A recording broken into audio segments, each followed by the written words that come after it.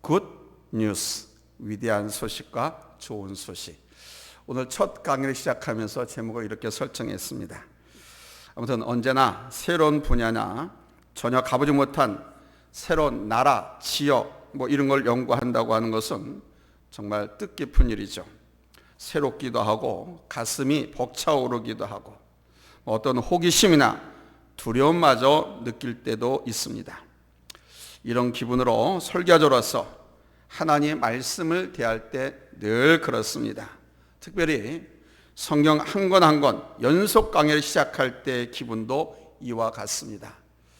제가 개척을 하고 올해 24년째인데 성경을 한 신구약이 몇 권입니까? 66권이죠. 지금 제가 오늘 한번 이렇게 점검을 해봤더니 성경 전체를 강의한 게 42권을 했더라고요. 42권을. 근데 그래도 또 새로운 성경 찾아서 강의를 시작하려고 할 때 보면은 상당히 그 성경 자체를 설정하는데도 상당히 많이 갈등과 어려움이 있고요. 막 설레기도 하고 그걸 잘할 수 있을까? 성경을 준비하고 이제 강의를 시작하는데 성령님께서 도와주시지 아니하면 그냥 한 줄도 못 나가요. 설교가 작성이 안 된다 이겁니다. 그러니까 성령님께서 인도해 주셔서 성경 이것저것을 다 이해하게 하고 떠오르게 하면서 찾아서 편집을 하고 말씀을 준비하고 만드는데 성령께서 인도해 주시지 아니하면 혹시 못할 것 같아가지고 두려움이 앞서거든요. 연구하고 작업을 하고 하는 것이 쉽지 않고 많은 시간이 걸린 일이라서 힘이 들지만 그러나 오늘도 이 말씀 속에서 주시는 하나님의 진리와 영적인 본물들이 많은 줄로 믿습니다. 그래서 말씀을 저도 준비할 때도 그렇지만 여러분들도 말씀을 들으면서 같이 공부할 때에는 바로 하나님의 그 진리 그리고 영적인 본물들이 많이 발견되어지면 은혜가 되는 거예요. 아멘. 여러분 많이 발견하시기 바랍니다. 이걸 발견하면 발견할수록 기쁨이 넘치고요.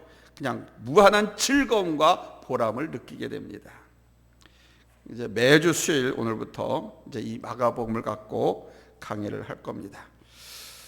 마가의 눈에 비친 우리 예수님 모습을 보면서 우리 예수님의 모습을 상상하고 또 예수님의 향기를 맡으면서 예수님이 살던 2000년 그 당시로 들어가 보려고 합니다. 그리고 하나님께서 우리에게 주시고자 하시는 진리를 오늘 말씀을 통해서 한껏 깨닫고 배워보려고 합니다. 우리 좋으신 하나님께서 좋으신 우리 성령님께서 큰 은혜로 여러분 역사하실 줄로 믿습니다. 아멘.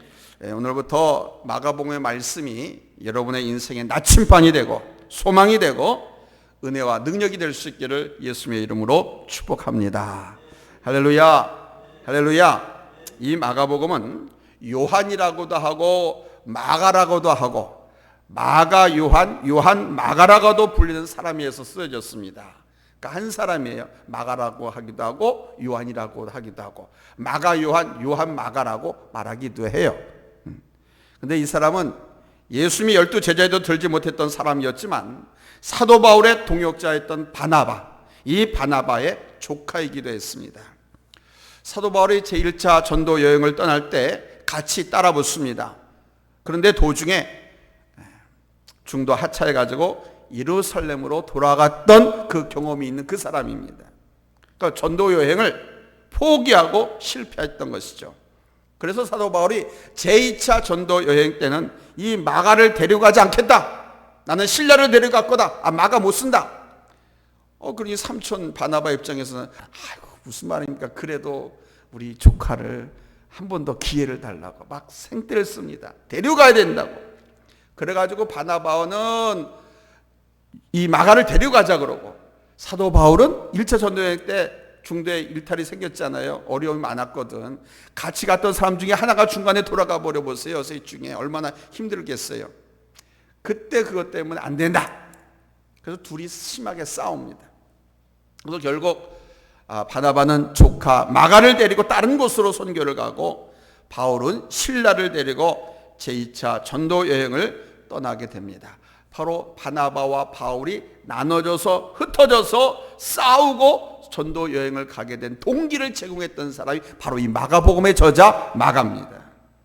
결국 나중에 사도 바울하고 이 마가가 화해를 합니다만 당시에 마가 요한에게는 바로 이런 허물이 있기도 했습니다. 허물 없는 사람이 어디 있어요? 다 있잖아요. 그렇죠? 저도 목회 안 하겠다고 세상에 나가서 10년 동안 허송세월을 했잖아요. 다 허물이 다 있어요. 어떤 면에서 마가는 예수님의 수제자인 베드로 사도와도 가까웠습니다. 베드로전서 5장 15절에 보면 베드로 사역에도 이 마가가 아주 깊이 관여하고 있는 것으로 보입니다. 중요한 것은 이 마가복음을 기록한 내용들이 베드로 사도로부터 시작되었다라고 본다는 것입니다. 성경 주석가들은 두 가지로 보고 있습니다. 하나는 이 마가복음은 이 베드로 사도가 이 마가에게 많은 재료를 제공해줘서 기록한 것이다, 이렇게 보는 것이 있고, 두 번째는 마가가 직접 베드로와 함께 사역하면서 베드로가 현장에서 한 설교들을 다 기록해놨다가 나중에 마가복음을 기록할 때 그것을 차용해서 썼다라는 그런 견해입니다. 아무튼 이 마가복음의 저자는 누구라고요? 마가복음의 저자는 마가. 마태복음의 저자는 누구예요? 마태. 누가복음의 저자는 누구예요? 누가. 사도행전의 저자는 누구예요? 누가. 질문 속에 다 답이 있다고 그랬잖아요. 사도행전의 저자는 누가요? 누가요. 이 마가복음의 저자는 어쨌든 바로 이 마가가 기록을 합니다. 이 마가복음은 AD 60, 70년 정도에 쓰여진 것으로 보여집니다. AD 60, 70년에 가서 예수님께서 이 땅에 오시고서부터 기원 1년, 2년 이렇게 시작되거든요. 그러니까 예수님이 이 땅에 오신 후 6, 70년경에 쓰여진 것으로 봅니다. 그러면 구체적으로는 어떻게 볼 수 있냐면 성경을 보니까 베드로 사도가 언제 순교했냐? AD 64년경에 로마에서 순교했습니다. AD 64년. 예수님께서 33살에 돌아가셨잖아요. 그렇죠? 그로부터 30년 후에 베드로 사도가 순교합니다. 그리고 사도 바울은 이 베드로 사도가 순교한 지 3년 뒤쯤인 67년경에 순교를 합니다. 그리고 마가복음 13장을 참고해 보면 주 70년경에 이스라엘 땅 예루살렘 성벽이 무너지죠. 로마의 티투스 장군의 침략에 의해 가지고 예루살렘 성벽이 돌 위에 돌 하나도 남지 않고 완전히 초토화됩니다. 예루살렘 멸망당합니다. 그런데 마가복음 13장을 보니까 아직 예루살렘이 멸망당하지 않았어요. 그런 거로 볼 때 사도 바울과 베드로가 죽은 후 예루살렘 멸망 사건이 아직 일어나기 전, 그래서 60년에서 70년 사이에 기록되었다, 이렇게 볼 수 있는 겁니다. 이 마가복음은 로마에 있는 성도들과 더 나가서 각 세계에 흩어져 있는 이방인들을 위해서 쓴 글이다, 이렇게 볼 수 있습니다. 당시 로마에 있던 성도들은요, 엄청난 핍박을 받고 있었습니다. 특히 로마의 그 악한 왕들이 통치할 때는 수많은 그리스도인들이 어려움을 당했습니다. 우리가 세계사라든가 교회사에서 배워서 알 수 있는 그 핍박들, 그리스도인들의 순환들 다 이때 발생했습니다. 그래서 마가는 그들에게 예수 그리스도를 전하면서 그들에게 하나님의 위로가 넘치기를 바라고 그들의 신앙생활을 격려하기 위해서 이 마가복음을 썼다, 이렇게 보는 겁니다. 로마인들과 또 다른 이방 사람들을 위해서 이것을 썼다라고 하는 것은 마가복음에 나오는 몇 가지 특징을 보면 금방 알 수 있습니다. 왜냐하면 이 마가복음은 자기 동족 이스라엘 동포들을 위해서 쓴 글이 아니라는 거예요. 마가복음에는 유대인들의 용어나 풍습에 대해서 다른 복음서 마태복음, 누가복음, 요한복음과는 달리 아주 세밀하게 설명하고 풀어놓습니다. 기독교의 역사나 복음적 용어에 대해서는 설명이 없습니다. 깊은 설명이 없어요. 단지 유대민족의 전통이나 용어에 관해는 아주 자세하게 풀었습니다. 왜 그랬을까요? 그거는 이스라엘 백성들이 아니니까. 유태인들이 아닌 타민족들, 로마 사람들, 이방세계 사람들에게 이 마가복음이 전달되어야 되기 때문에 이 이스라엘 풍습을 그렇게 깊게 풀어서 썼다는 거죠. 단어를 사용을 했다는 거죠. 그래서 이방인이면서 유태인이 아니면서 예수를 믿는 사람들을 위해서 마가복음을 기록했다라고 하는 것이 정설입니다. 어떻게 보면 마가복음은 우리가 유태인이 아니잖아요. 이스라엘 민족이 아니잖아요.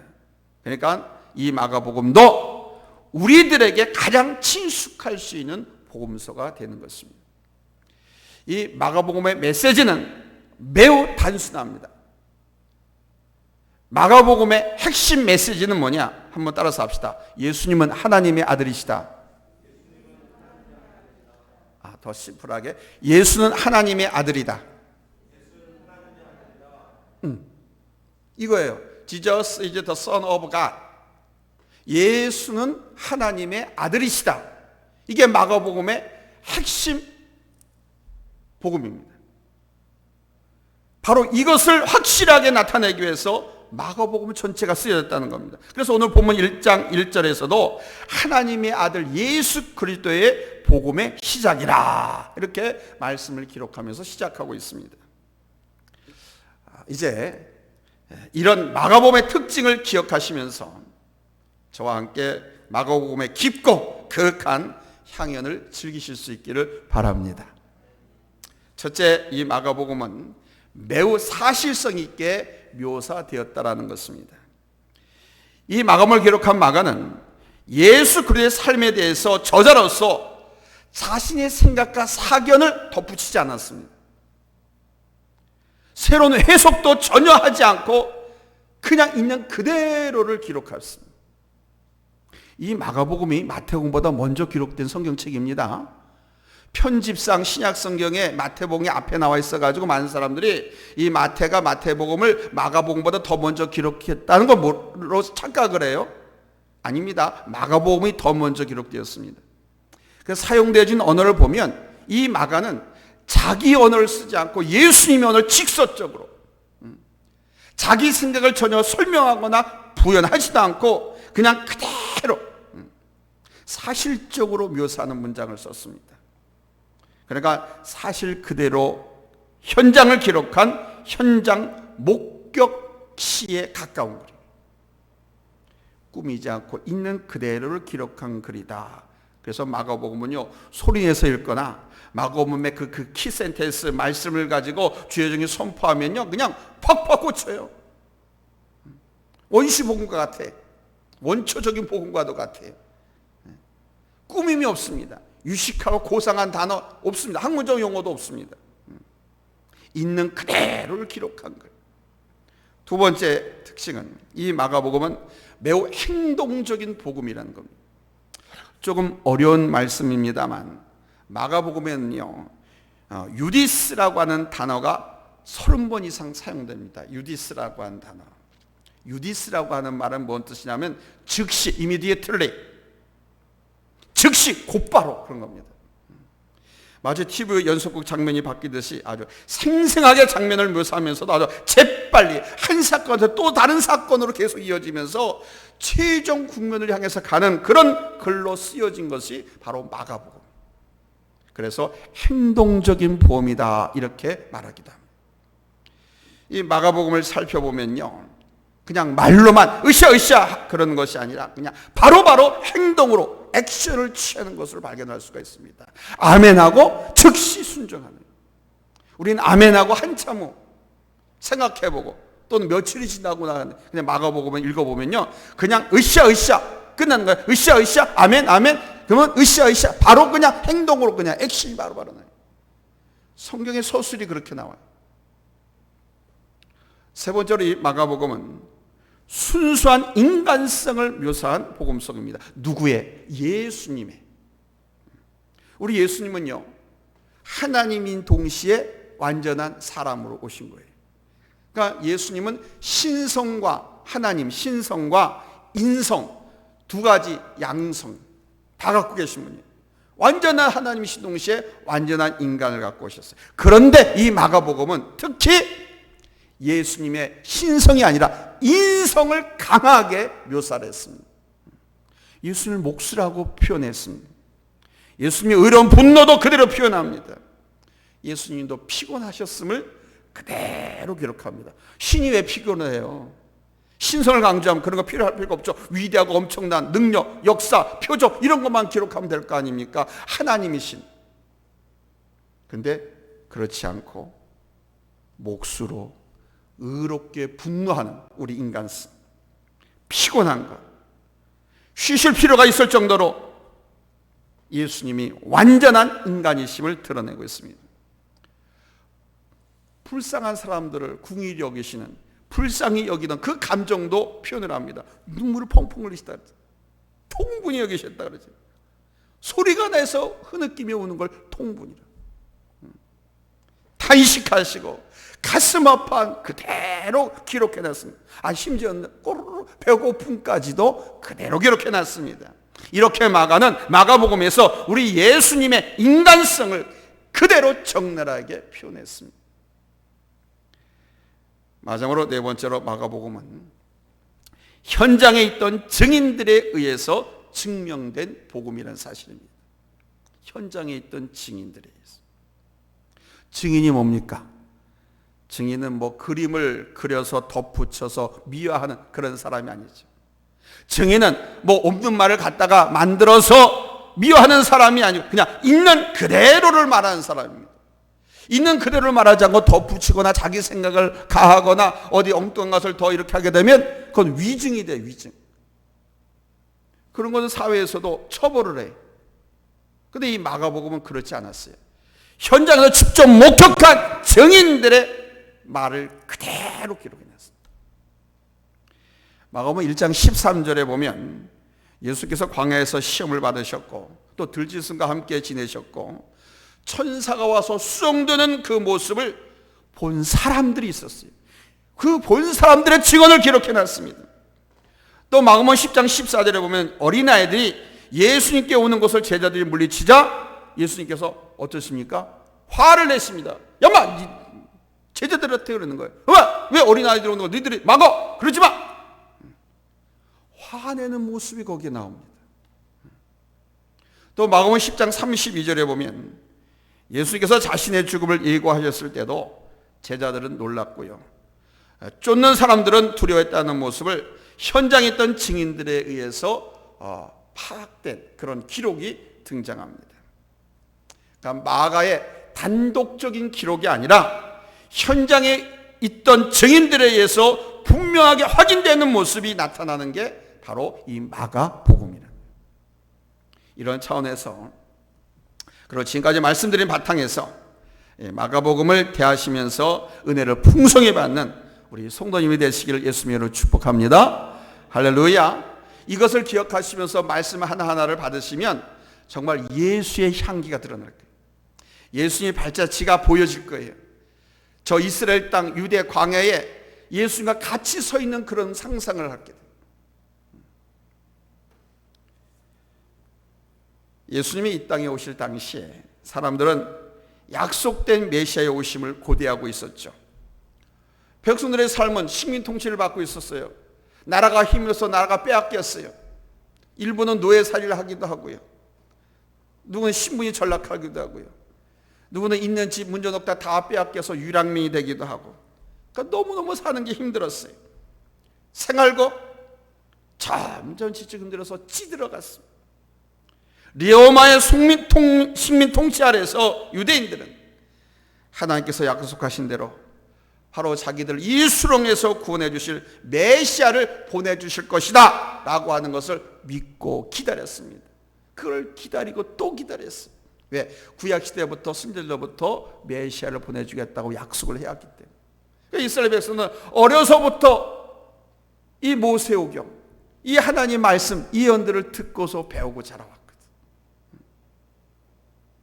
나라의 정치와 경제가 어려우면 정말 많은 잘못된 모습들이 나타나는 것처럼 당시 이스라엘 땅에도 똑같은 현상들이 나타났습니다. 자기가 메시아다, 내가 하나님이다, 내가 구세주다 라고 주장하는 사람들 막 나타났습니다. 실질적으로 세계사에 보면 나와요. 그래가지고 국민들을 미혹했습니다. 또 어떤 거짓 메시아는 사람들을 미혹을 했습니다. 많은 사람들이 자기를 따랐어요. 자기를 따른 이 사람들을 들고 로마 정부에 거사를 일으켰어요. 그러니까 로마 정부에 반역을 꾀했어요. 그렇다가 토벌을 당하죠. 토벌을 당해서 실패로 끝난 그런 사건도 있습니다. 국가적으로는 다윗의 계보에 속한 사람으로서 유대를 독립시켜 자유하게 하고 지금까지 있었던 나라보다 더 아주 강력하고 새로운 나라를 이끌어갈 수 있는 메시아가 나타나기를 고대했습니다. 군사적으로도 아주 위대한 전투를 갖춘 군사 지도자로서 이스라엘 군인들로 하여금 전 세계를 제패하도록 인도할 그런 메시아를 기다렸습니다. 종교적으로도 하나님부터 받은 초능력을 가지고 예수님께서 보이셨던 그런 초능력을 말하는, 그런 초능력을 갖고 온 세계를 다스려갈 영적인 지도자로서의 메시아를 기다렸습니다. 그래서 예수님께서 표적과 기사를 행하시니까 진짜 이분이 메시아다라고 해서 자기네 나라 세상적인 왕으로 옹립시키려고 했던 겁니다. 제자들도 그런 줄 알았는 거예요. 죽었던 사람이 벌떡 일어나기도 하고요, 다 죽어가던 사람이 살아나기도 하고 막 그러잖아요. 죽어서 썩은 냄새가 나는 시체가 벌떡 일어나서 걸어 나오기도 하고, 바람과 파도도 출렁이는데 말씀 한마디로 조용하고 잔잔 그냥 싹 평정해 버리잖아요. 그것뿐이었습니까? 식량 문제, 경제 문제도 다 해결할 능력을 보이시던 예수님께서 오병이의 기적, 칠병이의 기적, 예수님이 그런 표적과 이적을 보이니까 정말 이 메시아가 자기들이 지금까지 기다리던 그런 구세주다라고 생각을 했습니다. 왜? 그런 구세주가 나타나기를 기다렸거든. 개인적으로는 온 세상의 평화를 가져올 유일한 분으로서의 메시아를 기다렸습니다. 사랑하는 여러분, 예수 그리스도, 그러니까 예수라고 하는 말만 해도, 그 이름만 해도 얼마나 귀한 이름인지. 예수란 이름의 뜻이 뭡니까? 구원자라는 뜻입니다. 구원자. 예수는 이름이의 이름, 그리스도는 직분, 그 사람의 직분이에요. 그리스도. 오늘 본문 1장 1절에 나오죠. 예수 그리스도, 하나님의 아들 예수 그리스도의 세계를 시작하잖아요. 그러니까 예수라고 하는 이름은 구원자라는 뜻이니까 하나님은 구원자이시다라고 하는 의미를 갖고 있는 게 예수님의 이름이에요. 그리스도라고 하는 말은 크리스토스, 헬라어로 크리스토스라고 그래요. 크리스토스를, 헬라어를 영어 성경으로 만들려고 번역을 해보니까 크라이스트가 되는, 크라이스트. 선교사들이 이 크라이스트라고 하는 영어 성경책을 가지고 중국이나 이 한국으로 와서 우리 한국말, 중국말로 번역하려고 하니까 이게 잘 안 되잖아요. 우리 한글로 번역하니까 그게 그리스도가 된 거예요. 그리스도. 구약 성경 기록한 히브리어로 번역하면 크라이스트는 메시아. 이 메시아는 우리말로 번역한 그리스도. 헬라어는 크리스토스, 영어로는 크라이스트. 예수는 메시아다, 예수는 그리스도다, 같은 말입니다. 즉 예수라고 하는 말과 그리스도라는 말, 또는 메시아라고 하는 이 말은, 즉 이 두 단어는 동일한 한 사람을 가리킵니다. 그래서 동일한 의미를 갖습니다. 어떤 의미냐? 구세주, 하나님께 기름 부음 받은 자. 그러니까 그리스도, 메시아라고 하는 이 이름의 뜻은 하나님의 기름 부음을 받은 자라는 거죠. 그래서 마태복음의 저자 마태는 바로 예수가 그리스도다, 예수가 메시아다라고 마태복음 1장에서 천명하고 있습니다. 하나님의 기름 부음 받은 자, 메시아 예수 그리스도가 이 땅에 오신 그 자체가 복음이라는 겁니다. 그래서 1장 1절을 그렇게 시작하는 거예요. 예수님이 이 땅에 오신 것 자체가 복음. 그걸 설명해보자. 하나님이신 그분이 사람의 몸을 입고 인간의 죄를 속량하시고 구원해 주시기 위해서 이 땅에 오셨다, 복음 아닙니까? 그러니까 예수 그 자체가 복음이라는 거예요.